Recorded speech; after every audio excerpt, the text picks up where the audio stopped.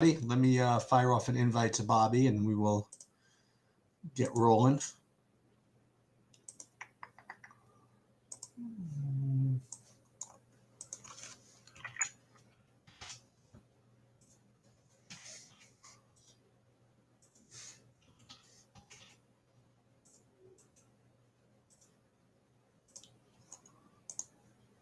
All right, let's see if he's around.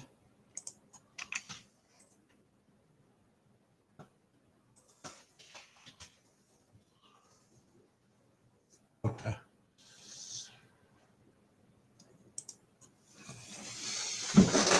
Okay. Let me get, I'll put FanDuel up on my screen here.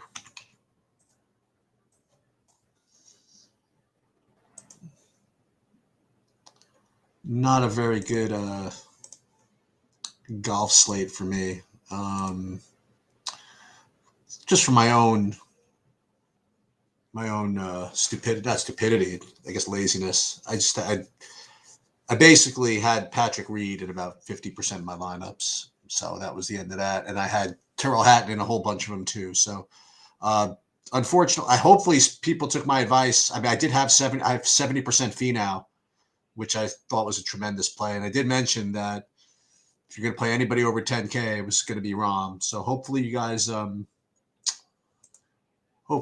picked up on that and are doing better in golf than I am. It wouldn't be very difficult. Okay. John Doe is asking, are the Blue Jays going to be a low-owned somehow? I don't know. I hope so. So I think I have a decent amount of them. I'm going to tell you what I did, by the way. I actually have them being somewhat popular. I have them as being the second chalkiest team, Toronto. But no, I know. I'm with you, John. I like them. I can get to them. And I think because I can get to them, that's one of the reasons why they are somewhat popular.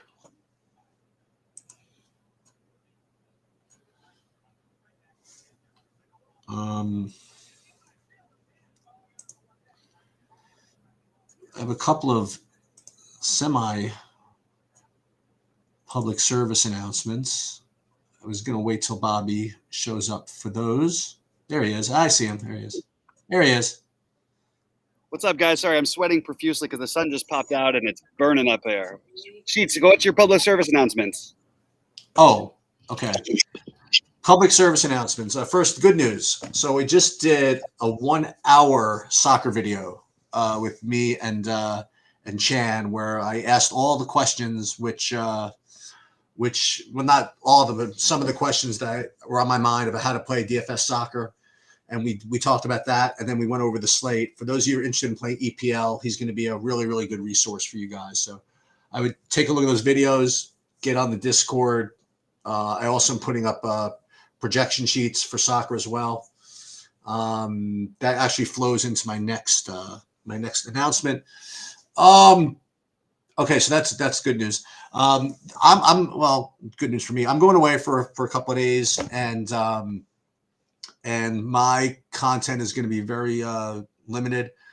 I'm going to do my best to get whatever projections I can up, but I can't promise much. And anything that I do put up, we'll just consider it a bonus.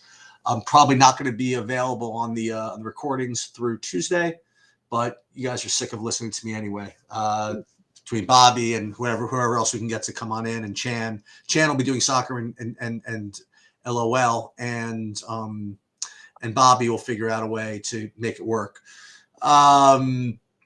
So with that said, again, I did put up an MMA video for tomorrow night's slate, and that one's going to be wild. I'm telling you, you guys should play some lineups. Someone's going to take it down by themselves. I don't know who it's going to be, but someone's going to take that down. So it is a kind of a wild GPP slate, in my opinion. I did put up truck series for NASCAR tonight, and again, that's about. I'll do the best I can. Depends on when I can wake up and what I can accomplish. So you want to get into the baseball, Bobby? Who do you like tonight? Pretty much the same as usual. Before I've been very harnessed in on.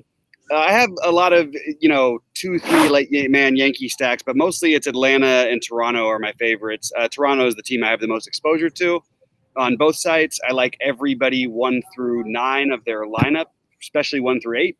I'm even playing some Kevin Smith in some big tournaments. I really, really like them. I like St. Louis as a mini stack and a full stack on FanDuel. I like Colorado as a secondary stack, but it's going to be a lot of Toronto, and I'm going to be stacking it every which way. I'm using them as full stacks, 5 men, 3 men, 4 men. I really like Toronto tonight, so that's what I'm going heavy on. And I'm trying to get creative by like playing Kirk on FanDuel rather than DraftKings. Not too creative, just get a little different with it. And you can actually find ways to stack Atlanta and Toronto together, and I like that quite a bit. So that's what I'm pretty focused in on. How about you? Yeah, so I'm just going to read off my exposures, make it nice and easier, make it easier that way. On DraftKings, hitting wise, what I did was, regardless of what my projections said, regardless of what Saberson built for me, I decided I was going to X out Arizona. That was going to be the one team I was going to force out, regardless of anything else. And that's the way that I was able to accomplish my kind of like for Gomber. I ended up not playing Gomber straight up, but the way I played Gomber was by Xing out Arizona. To wit, what that left me was I probably have almost 50% Toronto on DraftKings, pretty much across the board. Semien is probably my highest owned, and then I also have a lot of Yankees, as I mentioned in the earlier show. So Toronto, the Yankees, Colorado, those are my 3 teams. And not to disappoint you guys, I did stand by my leverage play, and I have a pretty decent amount of the Giants. So that's on DraftKings. Those are the hittings. I'm going to be Giants, Yankees, Toronto, Colorado, Xing out Arizona. And as far as pitching goes, much less complicated. I ended up going with the chalk. I have Robbie Ray, Sonny Gray, Chris Sale. I did not get to, after all of that talk, I did not get to Giolito. And I also didn't even get to Snell. I went to the. I ended up with the chalkier plays at DK. Not that I don't like those others. I just didn't get to them. Yeah, I guess I made that we're similar play. I have 40% Sale, 55% Gray on DraftKings, 44% Robbie Ray, 15% Giolito, 37% Snell. That's pretty much my DraftKings pitcher pool. I think I'm going to try to force Gomber into one lineup here. Okay. I just think that it's too good of a play if it works out. It could very much break our way, and we'd be feeling like idiots. And I don't want to feel like an idiot today. I also really like my other big fear. I do have in my 250. I'm stacking the Dodgers, but other than that, I didn't really have much of them except for I love Seager as a one-off on FanDuel, which I don't think is going to be anything revolutionary. But on FanDuel, my pitchers are McCullers and Ray, almost exclusively. McCullers, Ray, and Gray. I really feel weird about not playing any Buehler, but I'm just going to have to suck it up and live with it. I feel like he's the safest, but probably doesn't win it for you with a 40-plus fantasy point game on DraftKings or a 60-plus on FanDuel. But it's in there. It's in his repertoire, so it's a little bit worrisome. I have an unhealthy amount of Lars Nootbaar, which is just, of course, you'd expect it. How could you not play Lars Nootbaar? Is he the guy in the MMA card tomorrow? or was he in the hockey slate? He's the guy from St. Louis who makes all my stacks work. I'll tell you that. And I have a lot of 2 and 3 man with Tyler O'Neill are really cheap. Tommy Edman. I like Paul DeJong on FanDuel. Even batting 7th. I just think there's power upside. I really want to try to attack these spots this time of the year on teams that don't have anything else to play for and are really, really just letting it fly like the Pirates are. And we've seen them in, it's not like they've been lit up every single game. They are losing every single game. but they've had those extreme huge blowups a few times, and I kind of want to try and capitalize on that which is what's giving me some Newt Bar in my stacks there. So also really like Wilson Ramos as a one-off. I do have 25% Pozo against Chris Sale, where I'm not playing Chris Sale. But yeah, I'm probably gonna have to get a little less Newt Bar and probably a little more Tyler Naquin, just because my lineups I think are clever or creative enough to where I don't need to get. I think Naquin's a better play at 2,300.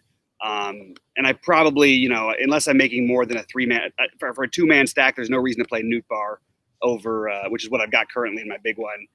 No reason for me to play Newt Bar over, Tyler Naquin.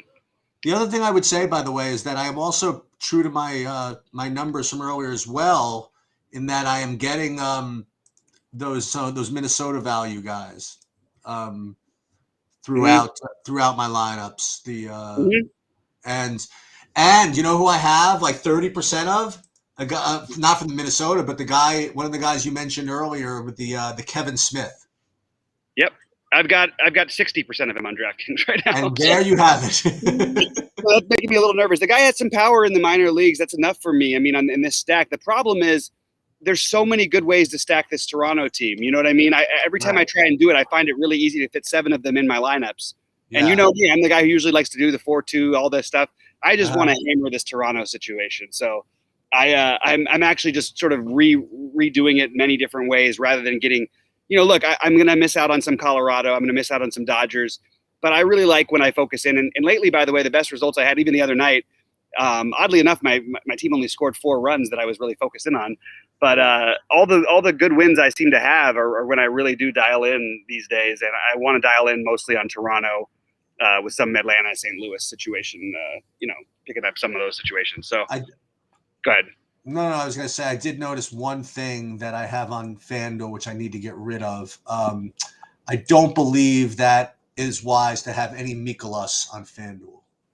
On FanDuel, I agree. I think he's a creative, interesting play on DraftKings. Yeah. I'm not getting there a ton myself. Sorry. I just don't think he has that 6-inning upside today. Yeah, I think you're right. The weird part is, though, he's so efficient with his pitches and he never walks anybody that against the Pirates, maybe you could counter that. I don't know. It's a tricky one. Who would you rather play at that price, Mikolas or Elsie or Hernandez? Hernandez. All right. Well, that's but I don't really want either of them, to be honest. No, of course not. Yeah. No, of course not. Watch Hernandez go through a no-hitter today or something. Yeah, but this is one with freaking Yankees and Colorado. You know what I mean? I can't. Exactly. Can't play actual pitchers with that. No, I got you. But yeah, I'm feeling pretty good about the slate today. I just really think there's enough ways to stack this Toronto business to where we can make some money. So I'm excited about it. That's where I'm at. I really, really like them, and I like the Yankees. I like pieces of the Yankees to go with it. But I'm looking at Toronto's ownership right now, and what's weird is that I think you're gonna get low ownership on most of the guys I really like. At least under 15%. I really like Gurriel on both sites. He'll be lower owned on FanDuel, of course, because he's a little bit pricier over there. He's cheap on DraftKings. I really like. You can also use him at first base on DraftKings. I think that Vlad is going to be really low owned. I think Simeon's going to be popular. I think Kevin Smith won't be owned. I think that Bichette will have a little bit of ownership, but I really think it's going to be mostly Simeon and Kirk who have the ownership on DraftKings. And I'm very happy to not play as much of those guys as I do the other guys. And I love Simeon, but I'm happy to go the other way. I'm talking. I have pretty much every Toronto player at 40+%, and I don't. There's only one I'm missing is Espinal, and I'm playing on FanDuel a little bit. So I'm just gonna live and die with the Blue Jays tonight. I also would like to say something else. I mean, we always have more time here than whatever it is. And before I have to go in maybe a little while or whatever, I maybe won't be around for a couple of days. I want to say something that I actually spent 5 minutes at the end of the soccer video saying. So if you guys don't watch the soccer video, when we started doing this, Bobby, however long ago, I don't even remember what I said. I said to you, I'm gonna do this as long as it's fun, right? That's if I'm not enjoying it. whether it be whatever I do, and I am really enjoying this, and it was funny. I was talking to Chan at the end of the soccer thing. And I was recalling maybe back when we used to play poker back, however long ago it was, and I'd be playing 18 sit and go tables at the same time. Right. I mean, again, my brain, I always had a little something else going on my whole life, aside from my normal business. First it was chess, then it was backgammon, horses, and then it became poker. And I was thinking that when I was playing poker with 18 tables, if there was any suggestion that like 10 years later, however long later, I would be staring here with two monitors, and on one monitor on the left, I would be doing a Zoom video with somebody discussing daily fantasy soccer, while on the right monitor, I was sweating these guys playing a video game out of League of Legends China, basically cartoon characters. I'd be like, you got to be kidding me! But it's such an incredible challenge to my brain to like figure this stuff out, and to be able to kind of help other people try to do it satisfies that teaching aspect of what I'm doing also. So I'm really enjoying it. So you guys, as long as you guys still enjoy it, as long as the input remains strong, I'll keep doing this. And I'm just really having a good time. And maybe it was just when I started doing the other sports, it kind of helped a little bit. But that's about it. No, I love it, man. That's great to hear. I'm having a good time as well. It's been a little bit of a weird time out here. I'll fill everybody in, let's just say, with what's been going on in my world at some point soon, because it certainly is a little bit strange. But it's been great doing it. I love that we're what we're doing, and even if it's only a small group of people right now that we have, I think we've made a good difference for a lot of them, and I hope we continue to keep doing so, and I hope that we keep having fun with it, and I think we have. And by the way, on side note, not that you need to do this for any reason for money, but like you are crushing it overall. And you're good at sports things that I would have never have even thought to try, and something that when I get home, I'd like to really focus in more on. And for the kids, this one's for the kids. Look at how much I'm winning in this tennis lineup. Let's see. Right? Kids still like that? They talk about that? Very good. See? You like that? Oh, man, that's pretty funny. Yeah, they still talk about it, believe me. Okay, very good. Very good. It still fits. It's still a thing? Okay. Yeah. I might have to get out of the sun at some point in a minute, and for many reasons I can't go anywhere on the place I'm at without this thing. So this is the one time of the day I sort of take my mask off other than when I work out. So I might have to be out of here in just a few minutes, unfortunately, just because I'm getting melted. My skin. Yeah, John. Unfortunately, I will tell you something, John. Let me tell you something about this boat. Bobby would have to. I can't imagine how many slates Bobby would really have to win to actually buy that boat. Okay. Fair enough. Yeah. So I'm not. I'm not. Nobody's buying that boat off of DFS winnings. I promise you. I promise you that's true. Not awesome on anyway. That's absolutely true. It's sort of a timeshare, though. You got to think of it as a timeshare, basically, what we're dealing with. But yeah, even still, no one's timesharing it usually off that either. It's pretty crazy. Yeah. So, but I really like this. I really like this Friday slate, and I feel like this is we don't have any weather, right? We have nothing. Isn't that weird? Like, you remember the last time we didn't have like weather on a full slate? It feels like every time I do it, I just spend the whole time stressed out. There's nothing really to be too stressed about today. Nope. Of course, now something crazy is going to happen, and we're going to get effed. But I hope I'm wrong. I hope not. I have to tell you that. I mean, only because you're part of it, you can't. I don't think you quite grasp the humor and the irony of it. But how ironic is it that you're on this boat with incredible weather, and you're basically like trapped. It's really bad, man. And by the way, things are much worse than when they seem. This is my getaway time. So today, I'll just say this: today was the best day we've had so far. That thankfully there's nobody's too badly injured or sick today, which is a nice. That's good. Yeah, it's the first time in a while. It's been a stressful time, so I'm really enjoying getting away from it for at least a few minutes. Yeah. I'm gonna crack open a beer when we're done with this, and celebrate the first day of some negative. We'll talk about some other time. Okay. I don't know. I keep accidentally almost saying. Well, you know what you could do? You could get to work on Crane. That's true. That's true. I could actually give Crane a call. Then that opens up a whole nother stress thing, though. Not, I love Crane, but yeah, I get it. I'm just I'm half joking. I get it. But yeah, I mean, guys, I hope everybody crushes it tonight. I probably am going to bounce in just a minute, although it feels like it's kind of a shame to do so. I kind of know what I want to do. I'm happy to just hang here and talk. It doesn't look like there's too many questions in chat. We got K9 Bronco loving the Brew Crew. I'm totally like on a, if I was playing 150, I definitely would have thought about some brewers. I just didn't get there today, but I understand it. Certainly, you get to the roof is open, the ball will be flying on a slate, a smaller slate where I didn't love some other spots. Absolutely, I would be doing it. So go ahead and do it. No reason why that couldn't come in for you tonight. Yeah, I mean, if there's any other questions or thoughts too, guys, pop them on in. It doesn't look like we have as many. I don't know how many people actually, because I'm not on the YouTube channel right now, but usually we get a little more chat. We don't have in there. It's the Sabbath. Oh, okay. There you go. I didn't realize. We also don't have Rody because we have to wish Rody luck tomorrow. He's at the live final for FanDuel for a big one. So good luck to our guys. Meanwhile, I've got issues with DraftKings right now. I'm really pissed off at Draft. So I was at Northern Trust yesterday at the golf tournament. Mm-hmm. And one thing about going to these golf tournaments is it's the most amazing experience to go to them. But man, is it hot, right? And it's a lot of walking, and it's really tiring. And it's nice to have access to like a tent, like an indoor tent or whatever it is. And all the big corporations have these big tents that you want to pay a shitload of money for, you can get into whatever. And I'm walking around dead freaking tired, and I see DraftKings has a tent there. Okay. DraftKings tent, whatever it is. And there was a free thing you could go up and whatever. And so, but there was also an indoor part of it for VIPs, whatever it is. So I actually emailed DraftKings from when I was there.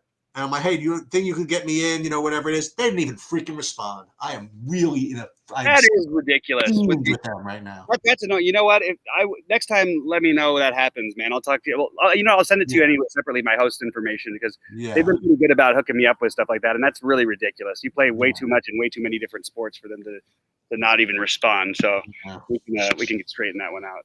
Yeah.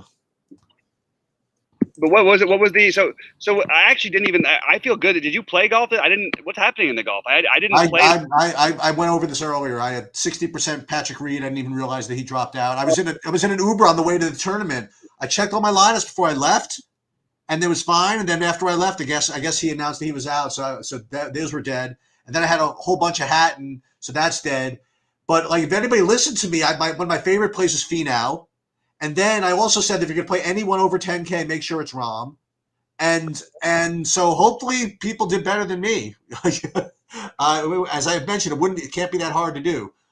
So no, I did not do well in golf DFS this weekend. I'm sorry to hear it, but well, on to bigger and better things anyway. Onward, yes. Tonight, yeah. I'm glad I didn't play because I just noticed that the guys. I was looking at the leaderboard, and I noticed the bottom of the leaderboard are the exact guys I probably would have been suggesting. I mean, the tournament, but they're just guys I generally play a little bit. I wouldn't even say too much. I think I've had actually pretty good luck with them. The more I'm just going through lineups and building right now, I just keep having this thought.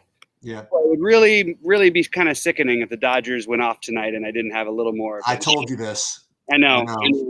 Every time you say it, it seems to come through. So I'm gonna actually just switch over to some Dodger stacks here, make sure to get a little bit more exposure than what I've currently got at the moment. And I'll do it with a Gomber just to go all. Let's go. All out on the things that we talked about earlier. I also said I was afraid of not having Bueller. You know what? There goes Bueller. Okay, so that's what we're gonna do. Just get a couple of those in there because I really do think the Dodgers. I mean, they're going to be so overlooked for absolutely zero reason. They scored 14 runs in basically this exact same spot a week ago. Now it was in New York and it was a little bit warmer and more humid, but I think we got to do this. Anyway, so I'm gonna make sure to get a little bit of that. Any other questions popping in there? Let's see.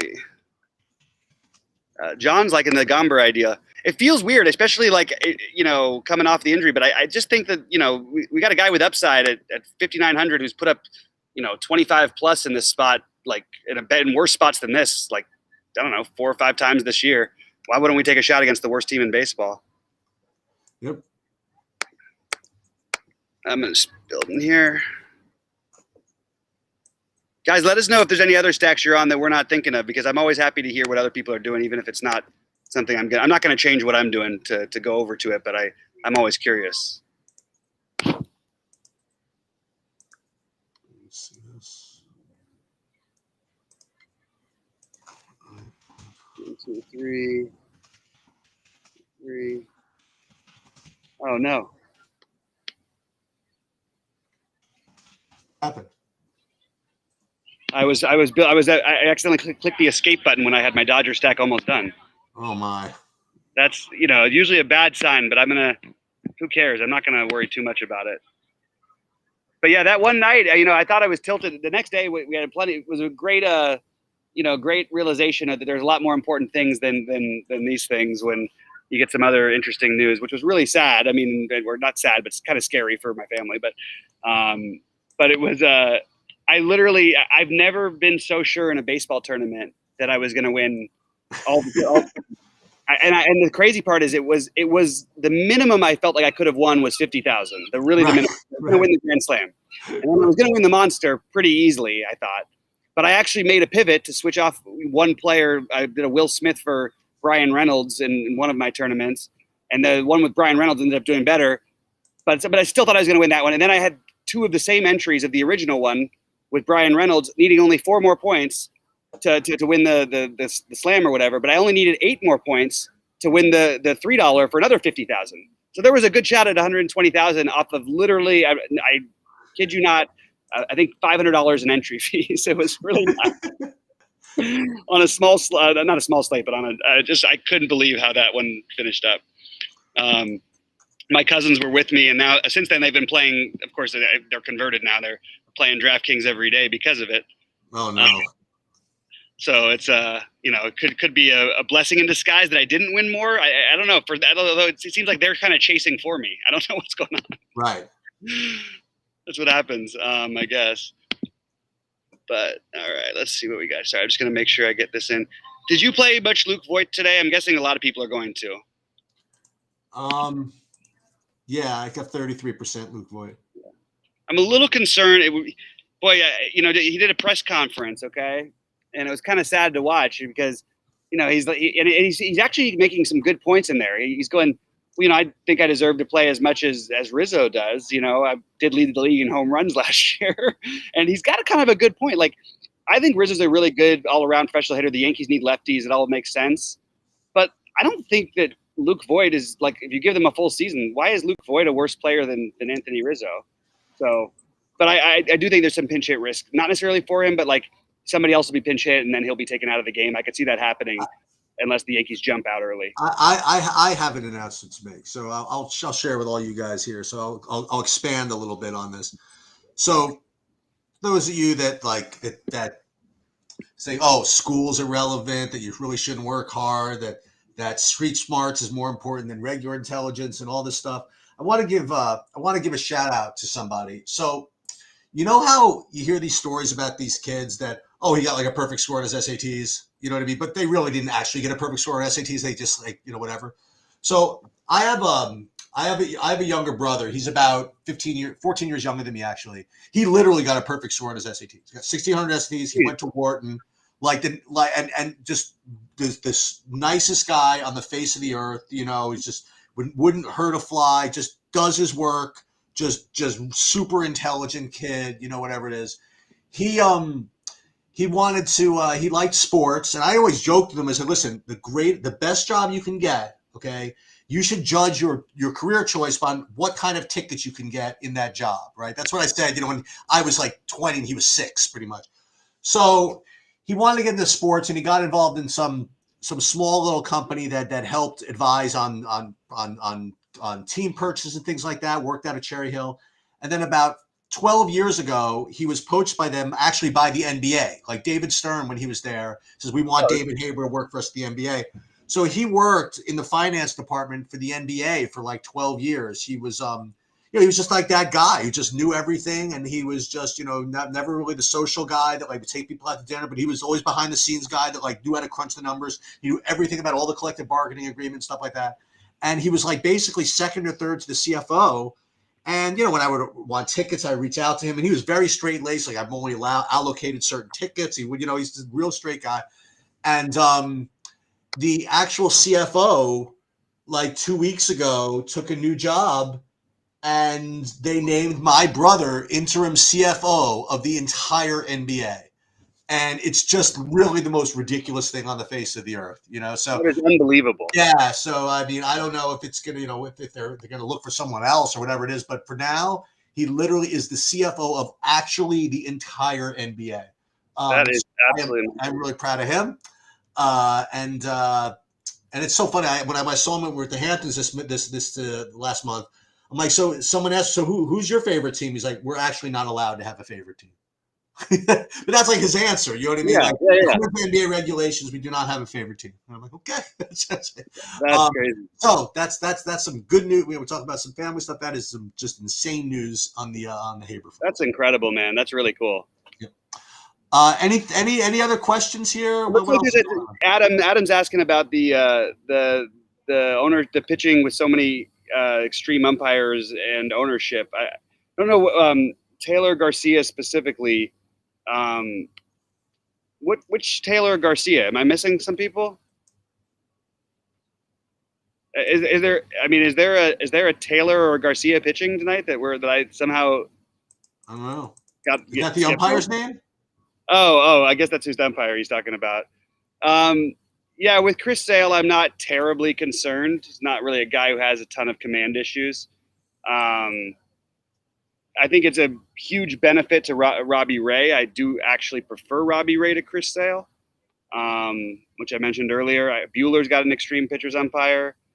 Trip Gibson for Fried is good news against Baltimore. That's the one guy who I didn't play any of that I don't think I'm going to regret it too badly, because I don't think he's going to put up that crazy number, but it does feel like a good matchup. I don't have anything else really on that. I mean, you do have an extreme umpire against my Toronto team. Not terribly worried with this team. They're too good at hitters. So I actually didn't let the umpires affect me today as much as I usually would, for what it's worth. Let's see. I could see. I mean, yeah, you could argue that gives an extra boost to Robbie Ray over Chris Sale. That's pretty much all I've got though with that. Yeah. I don't really think that I think they're close anyway. Yeah, I do. I think they're really close actually. But yeah, I don't think there's anything else written in there. I just can't give too much credit to that. I really am just not going to do it today. Boy, every time in my lineup I try to rebuild something, I just end up with a different Toronto player, no matter what I do. Seems like. All right, I guess I'm gonna, as the kids say, I guess I'm gonna dip. Right? Yeah, that's right. So good luck, everybody, and I'm sure I'll see you around. Good luck, everybody. Good luck, Sheets. Later.